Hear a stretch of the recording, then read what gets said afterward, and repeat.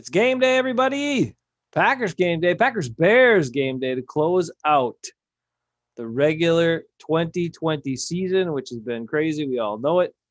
But luckily, the Packers have hung in there, gotten through a whole bunch of injuries, other distractions, other stuff like most teams. But they have done an awesome job at winning games. 12-3 going into this final game. Now, the reason we're doing the Hafeman Bros Special today is there's a big blow this week, and it happened in practice. Thursday's practice, David Bakhtiari goes down, starting left tackle, highest paid left tackle in the league. A guy that's been an anchor at left tackle. He's had a few injuries here and there throughout the years, but for the most part has been really reliable and very good when he's been there, especially a great pass blocker or pass holder, if you ask Viking Mo. But he goes down in practice, and it's an ACL, out for the season. Basically, if you're a Packers fan, right? Not just out for the season, out for probably most of the next season. Right. 10 to 12 months, they're thinking normally for that type of thing. So it could impact a lot.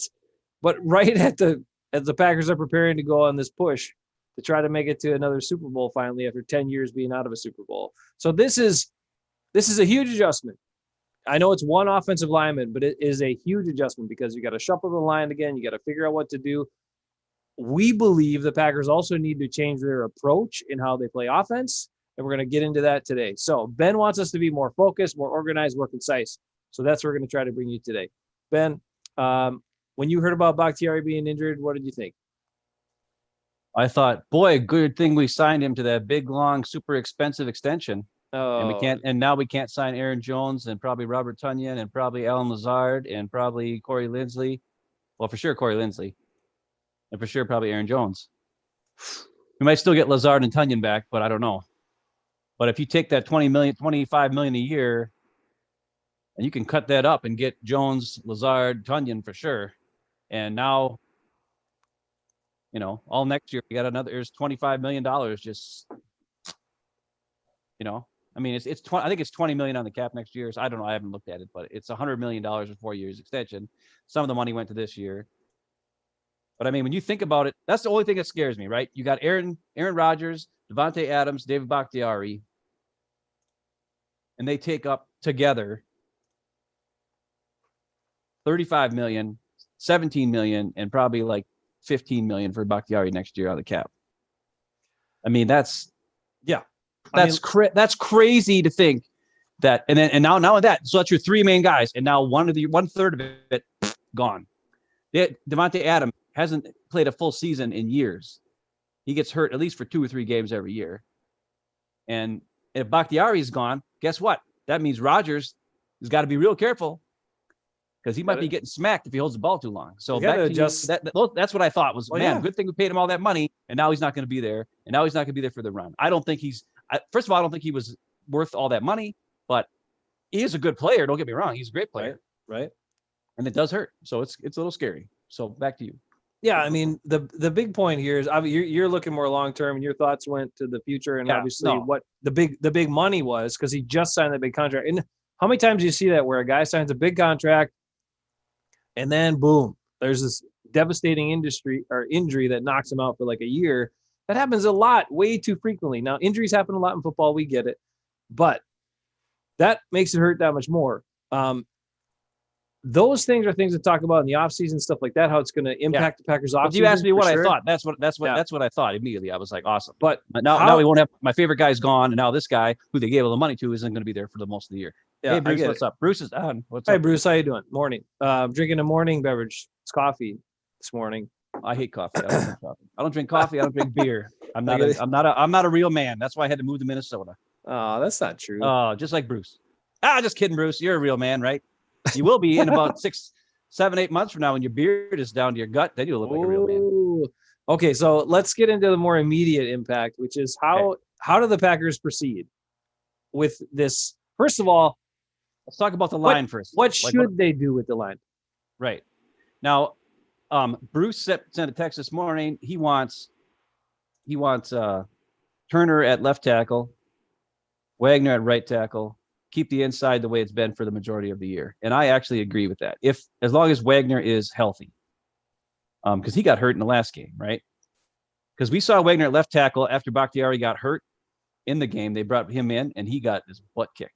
So he's much better at right tackle than he is at left tackle. And Billy Turner played 3 games at left tackle, and he did pretty dang good.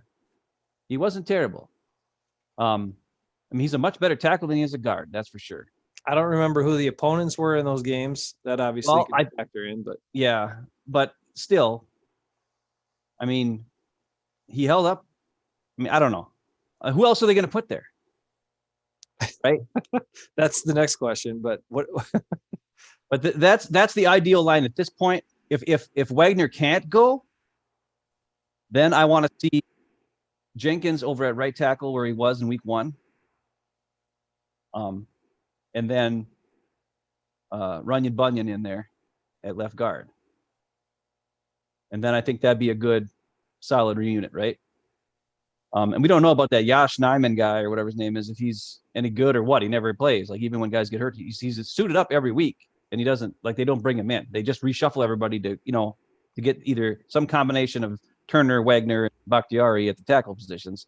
And then if that goes wrong, then they move Jenkins over. So I don't know. It's a weird situation.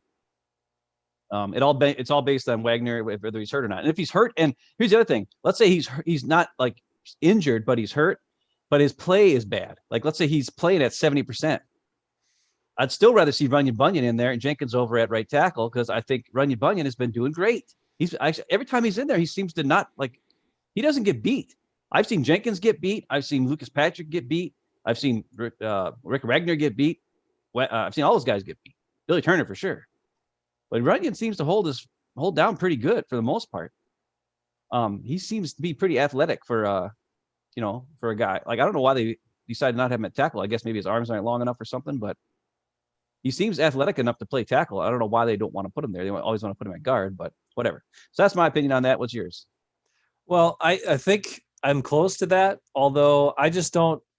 I understand where Bruce is coming from. I understand where the team's coming from. You paid these guys, these tackles to come in, these veteran tackles in the last couple of years to come in and help solidify those spots, right? And you let Bulaga go because you're like, okay, we got Billy Turner and we signed Rick Wagner. Okay. But I'm not that excited about the quality of play, the consistent quality of play from those guys, those two. And I know you have to go with at least one of them at one of the tackles, most likely. But I think I would, especially with as often as Wagner gets hurt in game, I think I would start him. I'd have Billy Turner on as your backup, and I would get Jenkins out to tackle, and I'd get Runyon in there. And I'd go Runyon and Lindsley and Patrick on the inside, and Jenkins at right tackle, and Wagner at left tackle. Or maybe Wagner sucked at left tackle. Well, then Wagner was terrible. Then let Jenkins be left tackle and Wagner be right tackle. Listen, when Bakhtiari got hurt, they asked Jenkins, they asked him, because at the time Wagner was hurt and Bakhtiari were hurt, and they said to Jenkins, they're like, you're going to play tackle. Which one do you feel more comfortable with? And Jenkins said right tackle, and that's why they played Turner at left tackle that whole time. Jenkins doesn't want to play left tackle. He feels more comfortable playing right tackle. Okay, that's fine. I mean, it's out of his own mouth. I mean, I get it. That's the thing. I get it. I mean, regardless of what you do in pass pro, you're going to have to do a lot of help. You're going to have to do. You need to offensively. You need to attack differently, and that's the other part. That's the other big adjustment the Packers need to make, is how they play offense. They can't play that even in long distance situations or long down yardage. They've got to they still have to. If they get behind the sticks, let me rephrase. If they get behind the sticks and it's like 2nd and 20, this is not a drop back pass offensive line. This is still make them feel like the run is a viable option here, or do a short pass or a screen pass or work and all that stuff. They have to play differently without David Bakhtiari in the lineup. They just have to, because you can't just say, okay, you're blocking that guy on the end over there, and we're going to figure out the other guys with these 4 guys here and a back or somebody else we're going to have chip. Now they have 2 tackles they're going to have to help. Right. But the other thing I noticed too, like, what they need to do is keep the backs in to help out where needed, and then have them escape for if Rodgers needs to hand it over to him. Because what's happened in the last couple of games is they send Aaron Jones or whoever out in a pattern, right away. And then Rodgers looks downfield forever and ever and ever. And then he finally dumps it off to Aaron Jones when there's a guy right in front of him and he gets tackled right away. Well, that's dumb. At least keep Aaron Jones in there to help block, right? Or to do something like that. And then if you can, like, also, the other thing, I don't know if it was the Bears game or what, that big MBS touchdown that he caught was on that particular play, Tunyon chip blocked for a second before he went out in his pattern, which helped out Billy Turner, who was playing right tackle at the time, get enough time for Rodgers to hold the ball that long to get MVS in that big, huge pass, which that was the one where he used the official to get the score. You know, he kind of ran around that guy. I think that was against the Bears the first time. I'm going to fix my window. You can talk here about that. Okay. I was going to say, you look very angelic there. You had like the sun, the rays coming behind you there. Maybe because it's a Sunday. Maybe that's what you were going for. I thought it was just a purposeful effect for you. No? Oh, okay. Never mind then. All right. Not at all. Well, here's the other thing, right? A couple other things. The other key points are, like I said, I think we'll dig into how the Packers have to play a little bit differently, or an option way they could play, and the reasons behind why that would be a good idea. And then the other big thing is Aaron Rodgers has to play differently. And he has to show that he is the smartest guy on the team by understanding the limitations of his offensive line and making sure that and Matt LaFleur has to do the same thing, making sure they're calling the plays and running the plays that get the ball out quick, that don't leave him exposed, that don't expose this offensive line. Because you can't expose him. You can expect him to just do enough to get the job done. But before we dig into that part, here's the other thing. The other approach is this. Do you take, especially with how you ran the ball last week, you understand the conditions, it's winter football, you want to be able to run the ball more. Do you just put your best running offensive line in and mostly play action pass and not worry so much about who's the best pass blocker at tackle? Because to me, I think that would be a more effective way for this team to play. What do you think? Well, I think that's not. Blas Blas is on live for the first time. Blas! Hey, what the crap? Woo! We caught you. That's probably because it's like, what time is it over by you, Blas? Let us know, because we don't. Over here, it's like 11 o'clock in the morning. So it's like 7-hour difference or something like that. Or more, yeah, or 8 hours. Buddy, you had a lot of great comments here in recent weeks. Yeah, that's awesome. Welcome in, dude. That's cool. So, like, the only thing, I don't remember what you just asked me. We got too excited about Blas. I think that here's the thing. Like, I agree. I want to see a running more. Obviously, we need to have running attack. We're playing the Bears at Soldier Field. That's outdoors. It's windy. It's always windy in Chicago. I mean, it feeds into, okay, if we lost the guy, at least it's a pass blocking left tackle, right? Who's not the best run blocker in the first place. Right. So it comes down to is Aaron Rodgers willing to allow Aaron Jones, AJ Dillon, and I guess Jamal Williams, if he's back. God, I hope he's not back. But anyways, those two guys to dominate the game. That's where it comes down to. Is he willing to hand the ball off 30 sometimes this game to get the win? I think so. Because that's what we need to do. But as far as putting certain guys in the game just for that, it tips the defense off. Like if Turner's not out there or Wagner's not out there, I mean, I understand. Like I said, if you want to put Jenkins the right tackle, run to the right, and that's where Khalil Mack usually is. Run right at him. You'd have Jenkins, Patrick, Lindsley all on the right side. Whoo, just run that way, and then put Alan Lazard over there. You're talking your best wide receiver blocker, your two best guard blockers, run blockers, and your center all on the same side of the field, and just run there the whole game. And then if they try to overcompensate that by moving everybody over there, then you do a counter run to the other side or something like that. The other thing, I want to see more screen passes because they're going to be hungry. They're going to be like, we can beat these guys. We can beat these guys, especially if they get some pressure early. Then they got to hit them, right? The other thing, I want to make sure you see if on play action passes, I want to see some help out there. So, like when there's a play action, I want to see a guard pull and kind of be like a safety guy for Rodgers, so he's not left all alone out there, because they're going to be looking for that. But if they get some guy like whoever it is, Patrick or whoever, or maybe even a tight end, have a tight end move in motion across the field like it's going to be a running play, and he's supposed to pick up the backside block, but instead it's a play action play, and then he comes out and he's like the safety protector for Rodgers. Like, that would help out. That would give him enough time on the rollout will allow the receivers to get downfield more. That safety protector would allow Rodgers to not get smacked right away, that kind of stuff. The problem, here's the thing that scares me though, Jason. The injury happened on Thursday. They've already had the game plan all week. Yeah. How much can they adjust what they've already done is the thing that scares me for this particular game. Now in the playoffs, they can do all these things we're talking about. And if they win today, they'll have a whole week to figure it out. It's awesome. But as far as this week goes, how much can they actually change what they've done to compensate for the loss of Bakhtiari? It's true. Bernard's in the house. Bernard, how you doing, man? Bernard! We got all the bees here. Balaz, Bruce, Bernard, all hanging out.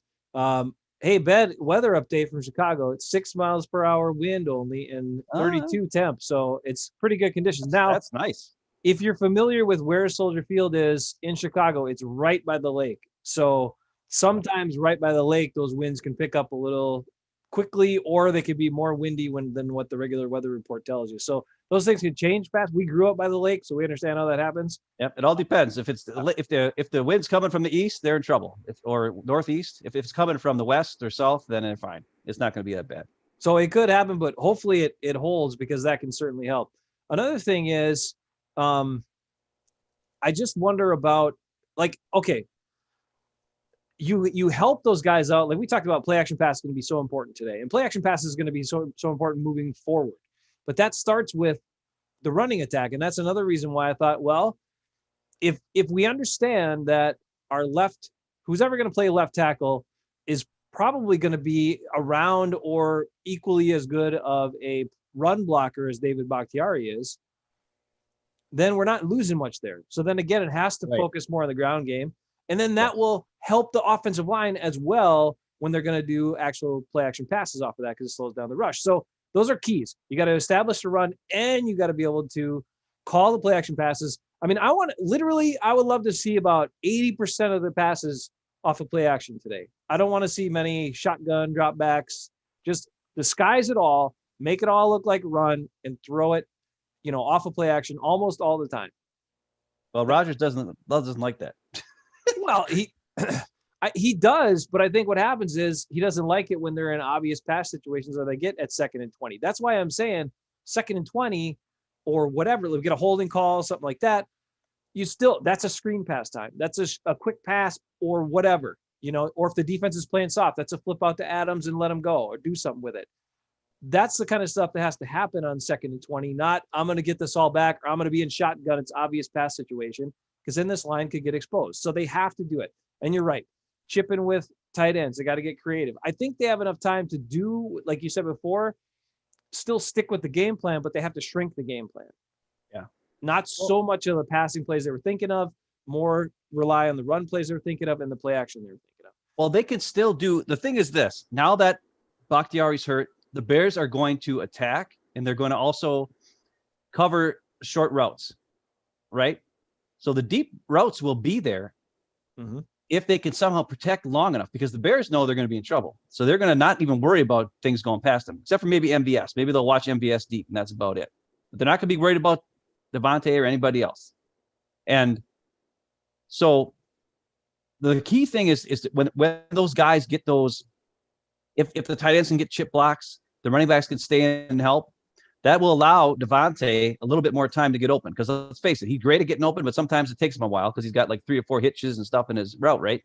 And that field usually sucks too. Footing stinks most of the time in Chicago. So yeah, but Devontae is like an elf. I already told you, it doesn't matter. He'll be fine. So, like, those are the things that if they don't chip and help, they can't run a short passing game. So what it's going to have to be is less guys in the route, maybe 1 or 2 guys. If they're playing man, they got to run picks. If they're going up against zone, they have to flood the zone, right? Leave one whole half, whatever. Don't even bother with that half. Let those guys stand there and play their zone, and they're just going to be out of the way. It's going to be dumb, right?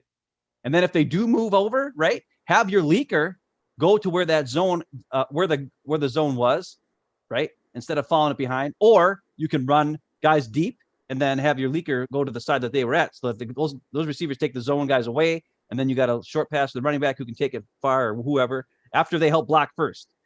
No more of this. I don't want to see any more Aaron Jones in a route right away, standing there waiting for Aaron Rodgers throwing the ball, and then he finally gets it. No, have him stay in there and help. The first priority for the running back in the passing game today should be helping out whoever needs it first off, which scares me because that makes me think they're going to see way more Jamal Williams in the game, which is not as dynamic a player. Well, just remember, I talked about late leakers a lot last year, and that's a late leaker is a lot more effective than an early leaker. You should know that. Everyone knows that. So you have the guy chip, you have the guy help, and then you leak him out. Now let's get caught up on a couple things. I'm gonna get back to Bruce's thing here in a second, but I did want to say, a lot of people are talking about the Packers can win if we don't. Bruce says the Packers can win handily if we don't turn the ball over, don't have any penalties. Yeah, I mean maybe, but again, this is going to look a lot different, and it depends how. Like the Bears are playing for a playoff spot. That's the other thing. Last time we played the Bears, they were kind of a mess. They lost 5 in a row, and I think the defense gave up in that game. I mean, when you watch the film, Khalil Mack didn't care. Like none of those guys were trying. But now they have something to play for. I mean, it's a total different team, and now that Hicks is back, so it's like this is going to be a shot in the mouth, like a punch in your face, and Packers have to freaking deal with it. I want to see an awesome game, and I think it can be. The Packers got to be prepared to be physical, and that's another reason why I don't know. We talked about it, like that offensive line of mostly guards. You get your best run blockers in there and you go for it. That's why I think Jenkins at tackle and only use one of those guys. I guess let's go with Turner. Fine at left tackle, but help him out. What do you think? You think they're going to put Jenkins at left tackle or Jenkins out there and not Turner? Turner's been playing every game when he's healthy. All right, fine. Even when he shouldn't be. Put him at last week. Tackle. He was in there last week instead of Lucas Patrick, for God's sake. They're going to play Turner, so don't think he's not going to play. He's going to play. He's starting left tackle, and then give me Runyon and give me Lindsley and Patrick, and then Jenkins at right tackle, and run the heck out of the ball. Run it to the right most of the time or up the middle. And if you want to throw a screen pass, throw it to Billy Turner's side because that's his best blocking anyway. It's like pretend to block and then get out there. Just get in the way. That's what he does. He's good at he runs. He's like Bakhtiari running fast on that one play. Hey, Bruce said something that's interesting. He said that I actually don't know. He said they got to do more. No. He said he wants to do more rollouts with Rodgers to the right side, which is interesting because after the last Bears game, Rodgers said that LaFleur called the play for him to do a rollout to the right side, and he switched it to a rollout to the left side because he was worried about Khalil Mack. So he changed it to be a mirrored play, so he wouldn't have to deal with Khalil Mack. So Rodgers is purposely going to go away from Khalil Mack. Wherever the rollout's going to be, it's going to be away from Khalil Mack, which means the run is going to go at Khalil Mack almost all the time in a play-action play. So I think he's going to do that again this game. Wherever Khalil Mack is, he's going to just say, nope, we're flipping the play. And he probably has that ability at the line of scrimmage to do so, which is good. Sure.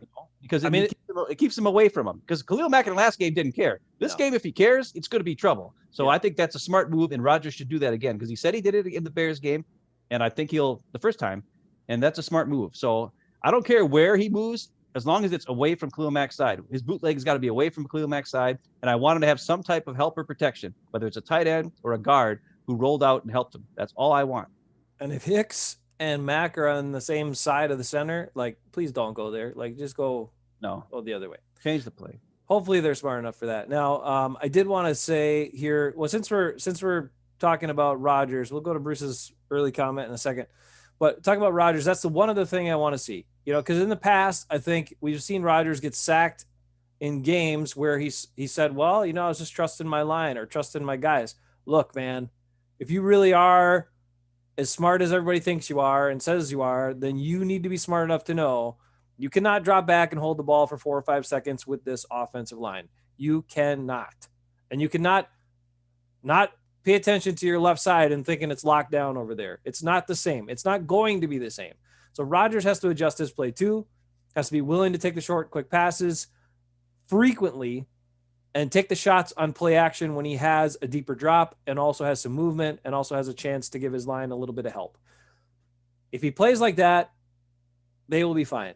If they get into this thing where he wants to hold the ball long or drop back pass and just say, okay, you got it over there. No, it's not going to go well. I'm worried that the short passes aren't going to be there. I'm worried that the Bears are going to jump every single shot. It's going to be like the Carolina game, where it looks like they're off 8 yards, and as soon as the ball snapped, they just run straight at the receiver because they know the pass is going to be short because they know that the Packers can't keep up with it. Then it's got to be an MVS is going to have to be a factor too. Right. I want to see some double moves. I want to see some pump fakes, which sounds scary because he's going to have to hold the ball a little bit longer, but it might be just enough time. Can you imagine a pump fake for a slant to Devontae or on that stupid, dumb, wide receiver pass he throws to him within a second, and then the corner jumps it, and then Devontae just takes off, and then Rodgers just lets it go. And there's the safeties in the middle of the field, and there's nowhere left to go. I mean, that could be huge. That could be awesome. I mean, that's the kind of stuff I think we need to see more.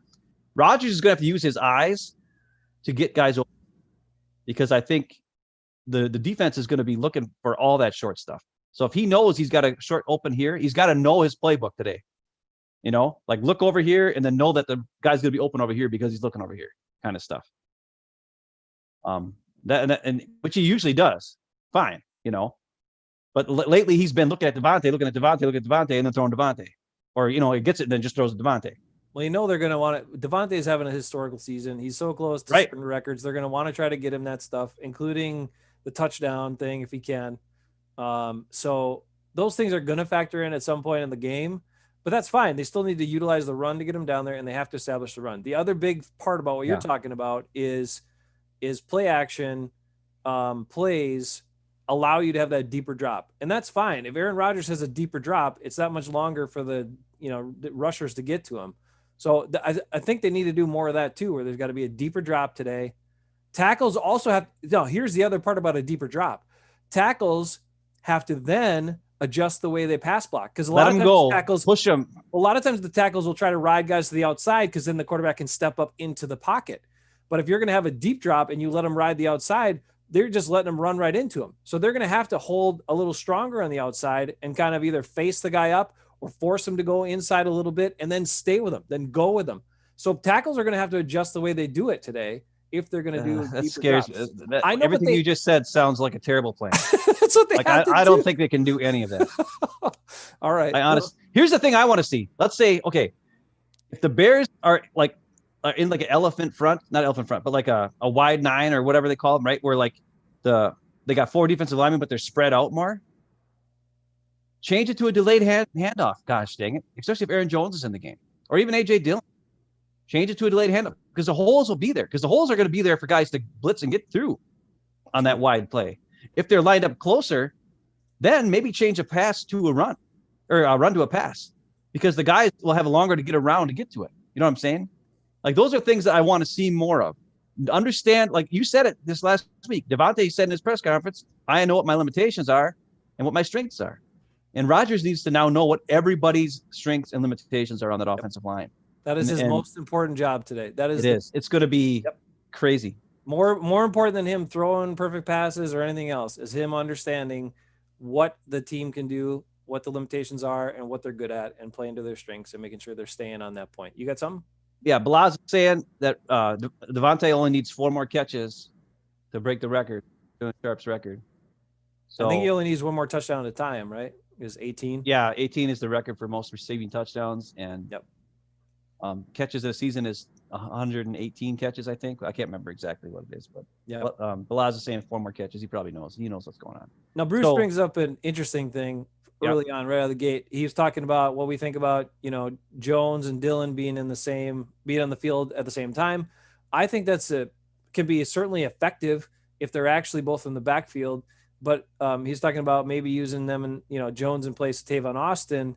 And we saw Jones at that. And we talked about in one of the previous shows about how that wasn't really his strength, right? Again, it's going to your strengths. Is Jones really that effective as that kind of sweep guy, jet sweep guy, or the guy that's running motion all the time? I say in the jet sweep, no. But the last couple of games, we've seen Tavon Austin line up in the backfield more and doing more like a running back type routes, which is odd. That I would rather see Aaron Jones. Now, if you want to have Aaron Jones lined up in the slot and then have him run across and then do that type of thing, he's not as good at that. He's not as good. So that's what I would do. I would say, hey, get Jones in the backfield on those sweeps and stuff, and then get Tavon Austin in the slot instead of what they've been doing. Tavon Austin hasn't even been in there other than in the backfield. but he can't pass. He can't help pass protect. So he better not be back there this whole game. All right. Because he's going to get creamed if he's like, what is he, like 160 pounds or whatever? Like, no, he will get killed. Keep Aaron Jones or some kind of Jamal Williams or whoever, somebody back there, it's running back or whoever, because those receivers are not going to pick up the blitz. And Rodgers will be killed, and then the season's over. If Rodgers gets hurt, we're done. So we got to keep Rodgers upright or we're screwed. I mean, we're not winning any damn games. I'd love to see more. I think Tavon Austin could do more for this offense, but I don't think he can do so today in this game because of the field conditions. Because I think he's going to slip and have problems cutting and really doing stuff. Again, this is a game where, and this is where, which is really kind of funny. Like, we know Devontae's good in a crappy field. Jones is good. Dylan, I think, figured it out last week. He slipped early and then he figured out his footing and all that. But Lazard, who stumbles on turf, is actually more stable on like a crappy field like Chicago's. It's hilarious to think about that, but that's really the case. So I think Tavon Austin is a guy they need to maybe utilize in the playoffs a little differently, and they can increase his role depending on what the field conditions are. But I think today he's going to be like so excited to start running fast, and you see guys do it all the time, and then the feet go out and they just fall down. So this is a game where you can't go too fast. And hopefully Devontae and the other receivers are telling him that, telling the new guys that are new to this stuff that, and that will factor in too. Cause all you need is, like, how many times you see where a cornerback slips and then guys wide open, is touchdown, right? So some plays like that could happen today, and we hope they do. Well, they might happen against us. We haven't gotten into defense at all today, but I know the big news was Bakhtiari getting hurt, but in the Bears defense has been pretty good lately, or Bears offense. Yeah. And so we're worried about the Bears offense now. Bernard, are we worried? No. Bernard said he was scared already. Yeah, he's always scared though. Bernard needs he has a healthy respect for the opponent. He's right. He does. And that's good. But he gets so scared he scares me. He's got to cut that out. Come on, man. But you're getting angelic again over there. I know. I'm trying to stay ahead of in front of it right now, but it's not working. But I lost my train of thought. Oh, defense. Yeah. They got to play like they did last week. Yep. They got to play 3 down linemen. And I think they got to rotate more. And I don't know if Snacks is going to be able to play already. He should be up to date on his COVID test because he's been on a team taking COVID tests. So as long as he's still, negative on his COVID test, like he was from Seattle, then he should be fine to play today. I'm curious about that. So it's interesting reading on how that all went down. Apparently the Seahawks cut him because he said he didn't want to play football anymore. No, what happened was that's what Pete Carroll said. Pete Carroll sat him down on Monday and told him he wasn't going to be active for this week's game. Oh, okay. And Snack said, well, it's the last week of the year and I want to play. And then Pete Carroll's like, well, we're not going to have you active. Now, and they have something to play for. So I think that's why Snacks got mad. Or not mad, but he was just disappointed because he was like, well, we have something to play for. Why don't you want me to play? And Pete Carroll maybe was trying to keep him healthy for the playoffs. I don't know. You know what I mean? Like they're already in the playoffs. So why have a veteran who's 32 years old who sat out most of the season, who's 350 pounds? Maybe he was trying to give him a break, and maybe Snacks took it the wrong way, thinking, oh, he doesn't think I'm good enough to play, or I don't know. So then Snacks asked for his release. And he's like, well, I don't want to play anymore then if you're not going to play me. Because I guess his snaps went down over the last couple of games, and then this week he wasn't even going to be active. So he was like, forget it. So that's how it happened. And Pete Carroll said, yeah, he's done playing. And then he said on Twitter that he's like, I hope nobody claims me because, I don't want to just go on any old random team. But it turned out that he wanted to go on specific teams that were in the playoff hunt because he wants to win a ring because he's been playing for years and years and years with like the Giants and crappy teams and like the Lions and crappy teams like that, right? So he wants to be on a good team in the playoffs. I don't even know if he's even ever been in the playoffs. Maybe he was early on. Yeah, he was with the Giants probably early on. I think he came to Lambeau for a playoff game. Jets? I don't know. I thought he was at Giants. He was at the Giants. No, because Pettin had him his rookie year. Oh, really? He was D coordinator for the Jets at the time, yeah. And he got his nickname Snacks because of Rex Ryan gave it to him, I guess. Oh, yeah? I read that, too. There's some Snacks info for you. All I know is I saw an interview. I sent it to you guys on the Messenger thing it was like from 3 years ago with your favorite guy, Colin Cowherd. And he was No. And he just seems like an awesome guy. This, Snacks Harrison seems like a cool guy. So I think he'll fit right in. I think he'll be a good addition as like a leader because he seems to be like he's got his head together. And maybe he's not the player he once was, but he can kind of be like a big dog for the defense. Because let's face it, the defense doesn't have like that really awesome veteran guy who's been around for a while, who's been an all-pro player for a long time, who, you know what I mean? Who really kind of like can tell the guys what's up. Plus, he's an outside perspective of a guy who was on a lot of bad teams for most of his career. And now he knows what he's looking for. And maybe he can keep these guys focused. Because the defense kind of loses focus, right? They kind of lose energy at times, which we've seen many times. So maybe this guy, if he's doesn't play that much, maybe his leadership and his focus can help those guys, kind of keep it together. That's what I'm hoping. Anyways. All right. I know you wanted to talk defense, but everybody in the chat's going crazy about offense here. That's fine. We'll keep, whatever. It's the big score. It's a big story. They're excited about, they think Lazard could have a big game, or the tight ends, Tunyon, maybe even Lewis getting involved. But what do you think about that? I know the Bears have some fast linebackers. I know sometimes they go man on those tight ends, but I feel good. Like Tunyon can get open against anybody pretty much. Lewis needs a little bit of, he needs to be kind of in that thing where he starts out blocking and then get leaked out or something. He's perfect for that. Perfect for that. And he'll get you 4 or 5 yards every time. He'll catch it every time. That's exactly what he should like. I want to see Mercedes in this game. His run blocking, first of all, he needs to block the right guy. Sometimes I don't know what he's doing out there. I've showed plays where he's just like, I don't know what he's doing. But there's a lot of times where he's doing a good job. But he's also really good at blocking for a while and then sneaking out. That's awesome. Let's have him do that. And Tunyon, I think, I hate to say it, I want to see less MVS in this game because I don't know if the field's going to be that great. And I want to see Lazard kind of move in motion and then help out. May have Lazard chip, have Tunyon get a free release and go deep, and have Tunyon be the guy who stretches the field. Yeah, that would be pretty sweet. That's the kind of stuff I would like to see. Tunyon stretch the field, Lazard help chip off, and then sneak out and catch the short pass. That's a tweak that we haven't seen yet from the Packers, and I think it would work because Tunyon's got the speed to get downfield, and he's got the size where a safety and a corner isn't going to be able to stick with him. He can jump up and grab it and just take it away from him. So that's just something I was thinking about last night, and I don't know, whatever. It might be cool. If I was running Madden, that's what I would do in Madden. All right. I know the chat's slightly delayed, but now they're jumping back to defense here. Okay, we covered that. Now back to the defense. Here, Bruce is agreeing with you. 3 down linemen. I think you have to, right? You're certainly more worried about the Bears running than you are passing, and so playing a base 3-4 most of the time is going to be super effective, and you need to do that. Make Trubisky beat you. Yeah, absolutely. Jair locking up Robinson all day. Sure. And the biggest concern you have to have is who's going to cover Jimmy Graham. I mean, he's on fire. I don't know. Balaz doesn't seem to be too worried about it.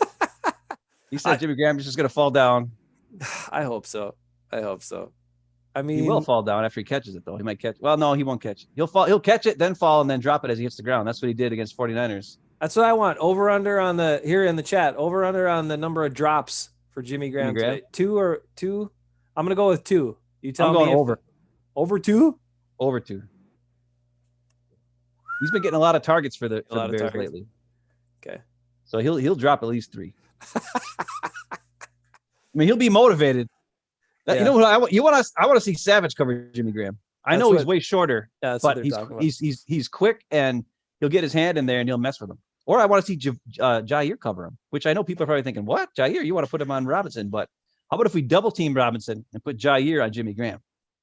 Because Jimmy Graham's slow, dumb butt, that ball's in the air, Jair just jump in front of it and grab it and go. Think about it. You know who I'd like to see cover him? You know who I'd like to see cover him? Yeah, Ty Summers. But Ty he's Summers! He's not even going to see the field, dude. He's not even going to see the field. Come on, man. He's not even going to see the field.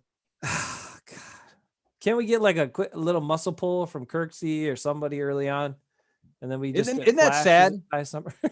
As a Packer fan, I want Kevin King and Christian Kirksey to get hurt so that Ty Summers and Josh Jackson get in there to tackle people. Isn't that sad? I feel bad about that.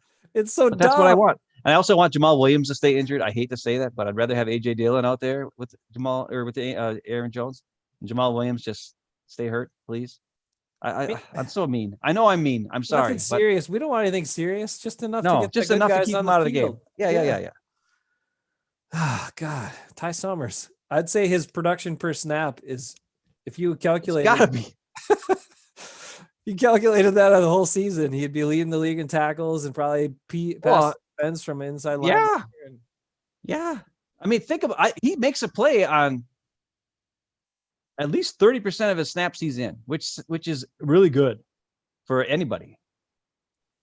But also not only that, but it's like if the ball goes toward him, he tackles, he covers, he breaks the play up. There's only been a couple times where he screwed up. One of them was taking a bad angle, and the other time he missed the tackle. Otherwise, he's pretty solid. And the other thing he's good at is getting off blocks, which Kenny Clark apparently can't do. Zadarius Smith certainly can't do. And Christian Kirksey can't do. But Ty Summers can get off blocks of offensive linemen. And plus, I showed that play where he outran the offensive lineman and the fullback to get to the outside to make the tackle. No other inside linebacker of the Packers is going to be able to outrun two guys to get to the tackle or to make a tackle. No way. Kenny Clark can get off blocks if he's not super tired.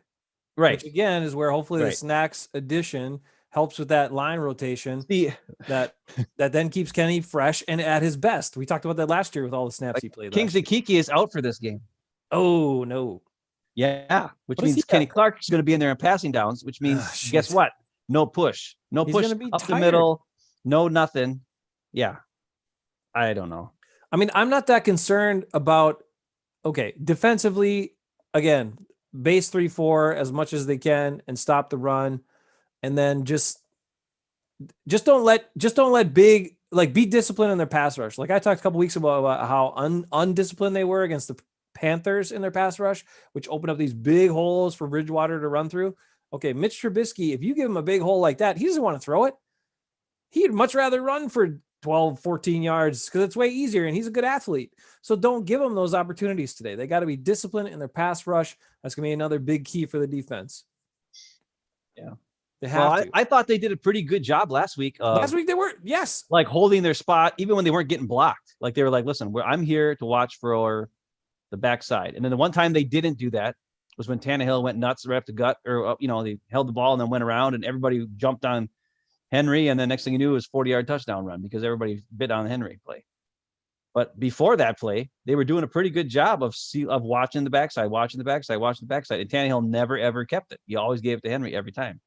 So he's watching you. And he's smart enough to watch the defensive end or the outside linebacker to see where he goes.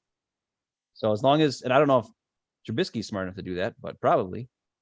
Z needs to be disciplined in this game again, like last week. He did good that was his best game. I don't care what, I mean, and he had one sack and whatever, and he didn't have a whole lot of tackles or whatever, but he had his head up and his head was in the backfield almost the entire game. He wasn't just trying to beat the guy in front of him.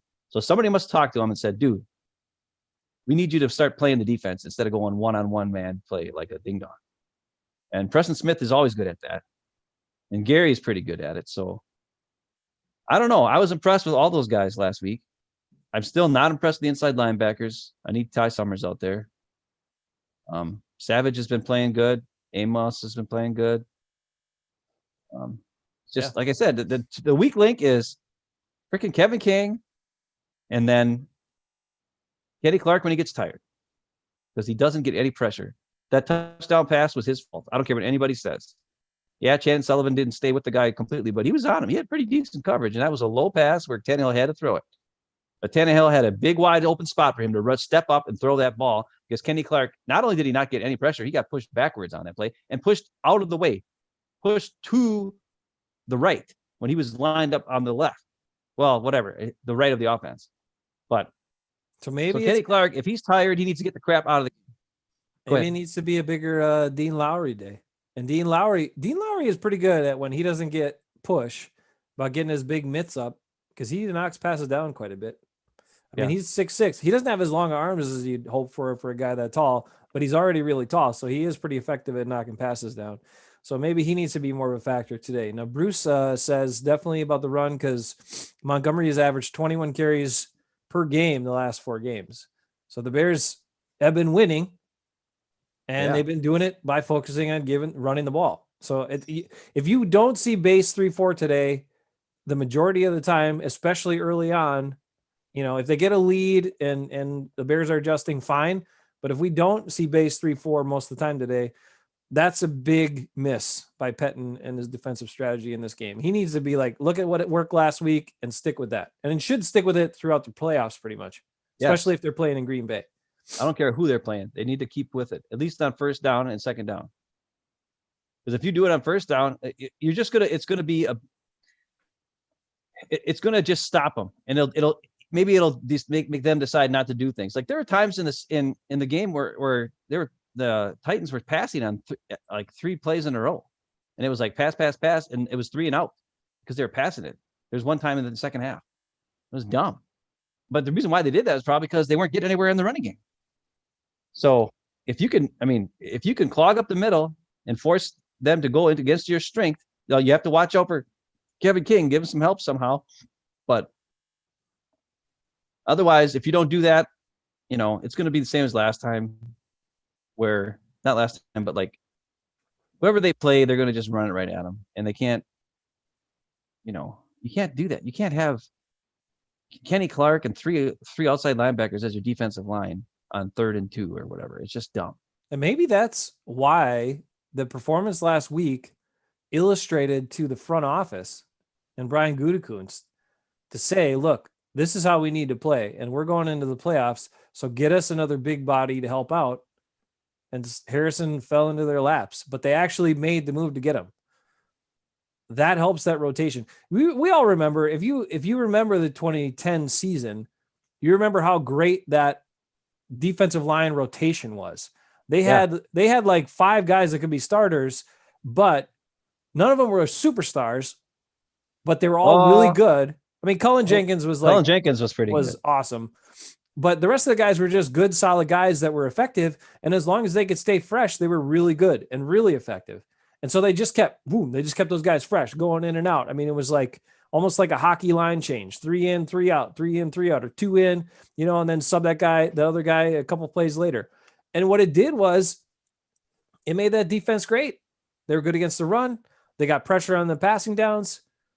And maybe that's what they finally realized, like, hey, we need to use more of the big guys, and we need to keep this rotation. And the other thing is Kiki is almost like he's not really necessarily an inside defensive guy or defensive line guy. He's a little closer to the speed of a linebacker, or the quickness, not the speed, but the quickness of like a linebacker could have on the outside.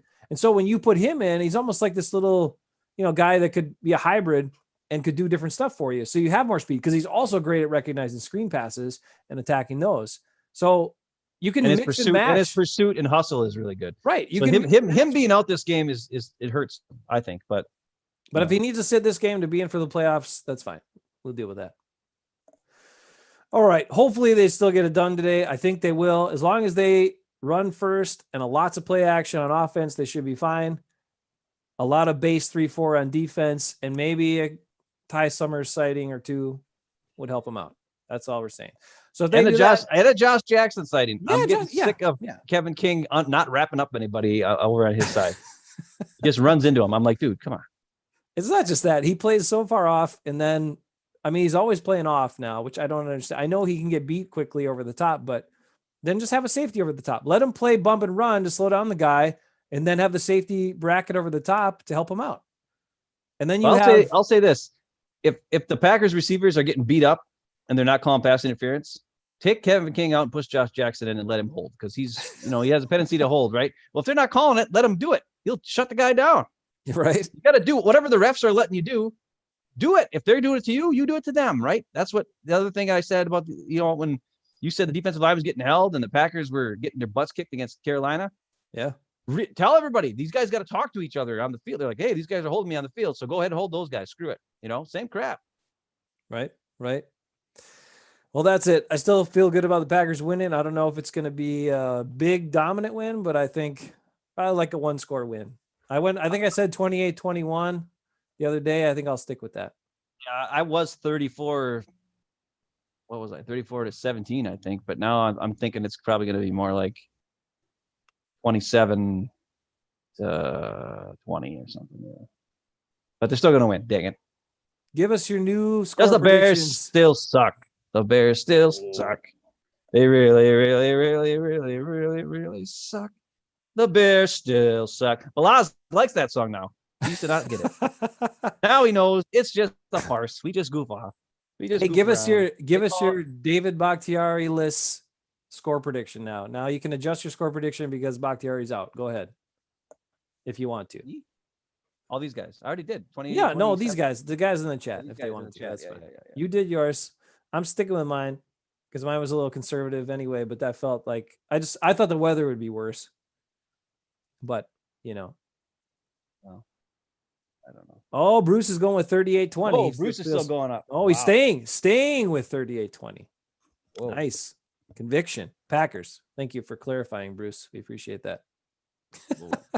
We hope it's Packers. Be 13-3 seasons back to back. Anyway, get him in while we wrap it up. This didn't go to plan, but many things don't go to plan. But I do want to wish you all a very happy new year. 2021. We're here. We hope it's going to be an exciting and great year. And what better way to start the year than the Packers' #1 seed, Packers Super Bowl appearance, and Packers first Super Bowl victory in 10 years. How would that be for a start to 2021? Title town. We need a title this year. Make 2021 start off great for us, Packers. All right. Balaz says 26-13. I believe he thinks Packers. Bernard still feeling good. A double up. Bernard, how does he's always scared and then he doubles up the score. It's like 42-21 Pack. And he loves Jane Slater. I don't know who's Jane Slater. I'm missing out. She's the Cowboys beat reporter for NFL Network. Oh, okay. She's kind of like a weird. She's like cute, but not cute. She's got a weird nose. Okay. Like she's kind of cute, and then you look at her nose and you're like, nah, she's not that cute. She's got a weird nose. You're always fixated. If she had a different nose, she'd be hot. But with that nose, I mean, she's not ugly. It's just her nose just it's kind of like I don't know. It's like Debbie Gibson from back in the day. And Blas wants to know what Jane's 40-yard dash is. I don't know what her 40-yard dash is. I'm not sure. I can tell you mine. It's not very good. It's not very good. Mine is really bad. My fastest ever when I was in high school was 5 flat. And I don't know. I was giving it everything I had there. I got beat by Scott Gartsky in a 40-yard dash. So you know I'm not fast. He was the starting center when I was in school, by the way. No, that tells you right there how fast I was. And he ran with like this choppy little steps. And I still couldn't beat him. He looks super fast with his legs going, though. All right, everybody, have a great Sunday. Have a great Packers-Bears finale to the 2020 season. And we hope it goes out with a bang and a win. Good to see Balaz. Woohoo! For the live show. Great to see you, man. And we'll dig into some more stuff next week. Bernard and Bruce. I guess you got to have a B in your name to be the man, like me. Ben, right. Bernard, Balaz, Bruce, Jason. You suck. It's okay. Just kidding. Don't get me mad. I'm not mad. People tell me I suck all the time. It's fine. They do? Well, tell them to screw off. That's what I do. If somebody tells me I suck, I just tell them to screw off. Bruce, I appreciate it. He says, congrats on the new radio show that just started yesterday. So that was fun. That was the first show I did. And we got many more to come. We had some technical difficulties right out of the gate, but I rolled with it. Just like, some people might panic, but I've been there plenty of times where we had stuff that didn't work or things that didn't work. Ben and I used to work in the news business. And if you ever do any live stuff there, there's always stuff to adjust to. Nothing ever goes to plan. Especially when the van you're using is from 1972 and you're supposed to be doing a live shot or whatever. And yeah, I had many live shots that didn't start off right, but I figured it out eventually. Oh, classic. All right, everybody. Happy 2021. Take care of yourselves. Go Pack, go. We'll catch you next week.